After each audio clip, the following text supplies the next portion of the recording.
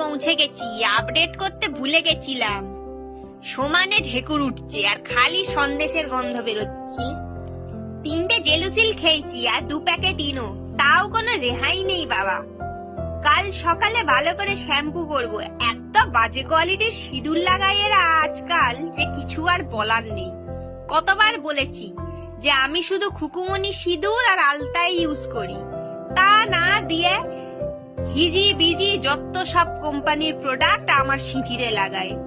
দেখো সামনের দিকে চুলগুলো প্রত্যেক বছর পাতলা হয়ে যায় কেমন। রাতে শ্যাম্পু আর করলাম না, কারণ সিজন চেঞ্জ হচ্ছে, হুট করে ঠান্ডা লেগে যাবে আর আবার ধন্বন্তরী এসে এক গাদা অ্যান্টিবায়োটিক দিয়ে যাবে। কাল সকালে কেরাটিন ট্রিটমেন্টও করতে হবে। এই বয়সে যত্ন না নিলে আর চুল থাকবে না বেশি দিন। একেতেই মুদিয়ালিতে একজন বলছিল মায়ের চুলের গোছ কমে গেছে আগের থেকে। উফ, আবার সেই একঘেয়ে জীবন। কি বাজার হবে, কে কি খাবে আর ভালো লাগে না ছাই।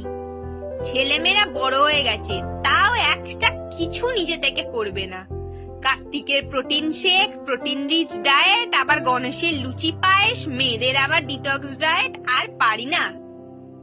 স্বামীও এমন যে 10টা কথা বললে একটা উত্তর দেয়, সারাদিন নিজের ধ্যানেই মগ্ন। এই সব ধরনের লোকজনদের না সংসার করাই উচিত না। বাবা মার কথা শুনিনি বলে আজ পর্যন্ত পস্তাতে হচ্ছে। বিয়ের এত বছর হয়ে গেল, দুজোড়া শাখা ছাড়া কিছুই দিল না। প্রত্যেকবার বাবা মার কাছ থেকে নতুন গয়না নিয়ে আসতেও ভালো লাগে না, কিন্তু কি করব, আমার কপালই এরকম। আর 15 দিন পর আবার আসবো একলা, তার জন্যই অপেক্ষা করছি এখন। এবার একটা সোলো ট্রিপেরই আমার দরকার, আর ভালো লাগছে না। যাই লন্ড্রিতে জামা কাপড়গুলো পাঠাই। একটা সুটকেসও কেউ খালি করবে না, সবাই অপেক্ষা করছে মা কখন আসবে, এসে সব করবে। কেন যে বিয়ে করেছিলাম, বাবা মার কথা কেন যে শুনিনি। আজ লক্ষ্মীও নেই, ওর ঘরে গিয়ে একটু শোবো ভাবলাম, তার উপায় আছে?